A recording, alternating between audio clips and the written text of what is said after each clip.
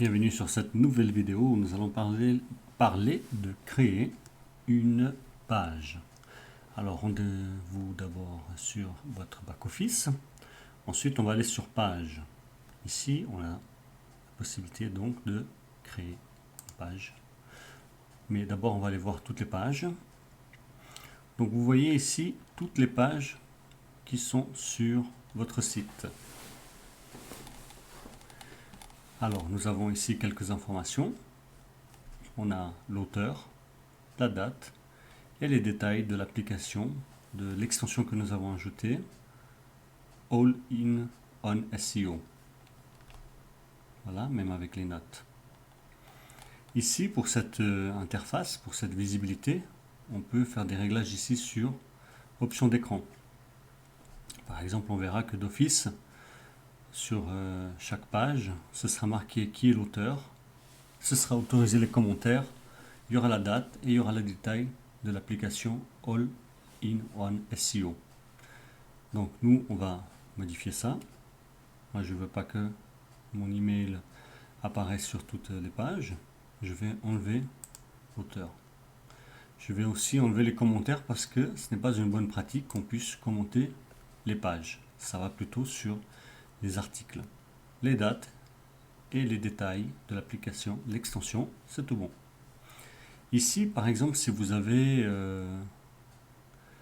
admettons, plus de 20 pages, vous avez 22 pages, eh bien, vous voulez toutes les voir d'un coup. Donc, vous allez mettre, par exemple, ici, 30. Et appliquer. On va faire un test. Nous avons 1, 2, 3, 4, 5, 6, 7, 8, 9, 10, 11, 12, 13, 14, 15, 16. 16 pages. Alors, si j'en mets que 10, hop,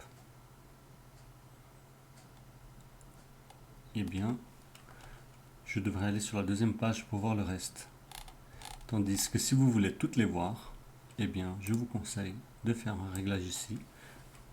Alors, si vous êtes à votre début, évidemment, vous n'aurez pas toutes ces 20 pages, mais si tout d'un coup vous augmentez, eh bien, vous pouvez mettre 50 pages, appliquer, et vous les aurez toutes visibles en une seule page. Voilà.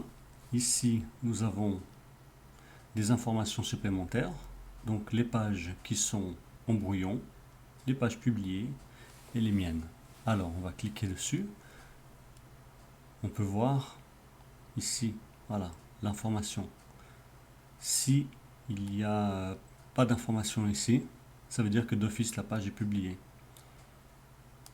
Alors là, pas d'information, donc elle est publiée. Celle-ci, elle est en brouillon, donc elle n'est pas publiée. Et vous voyez, vous pouvez avoir accès à ces pages-là en cliquant directement dessus. Hop, nous avons 3 pages en brouillon. Maintenant, nous allons parler de comment créer une page. Donc pour cela, on va aller dans ici et on va faire ajouter. Vous avez aussi la possibilité de cliquer ici sur page. On va obtenir exactement le même résultat.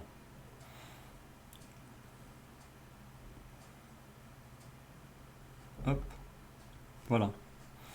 Alors admettons que maintenant nous voulons créer une page menuiserie ou pose de revêtement, revêtement sol. Alors revêtement sol. Alors ici ce que je vous conseille, c'est que lorsque vous écrivez votre page, même si vous ne l'avez pas terminé, je vous conseille de l'enregistrer en tant que brouillon. Et pourquoi? Regardez ce qui va se passer avec le permalien. Hop, il va se fixer. Il est bon cette fois, il est enregistré. Admettons que maintenant vous écrivez un article et que votre article c'est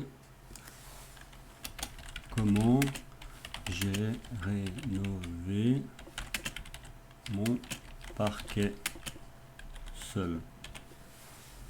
Vous voyez, ça fait très long pour un URL.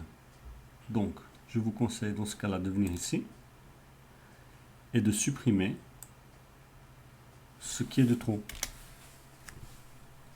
Comment rénover parquet seul, par exemple. C'est déjà un peu plus court, c'est déjà plus lisible et vous enregistrez. Vous enregistrez le brouillon. Alors, pour que les URL soient bien, il y a des bonnes pratiques à respecter. Donc, il ne faut pas qu'il y ait de caractères spéciaux. Il faut que ce soit toujours écrit en minuscule. Il faut que le tiret soit le tiret du milieu et pas le tiret du bas. Donc, ça ne pourrait pas être ce tiret-là. Et puis, le plus court possible. Voilà les bonnes pratiques pour créer un URL.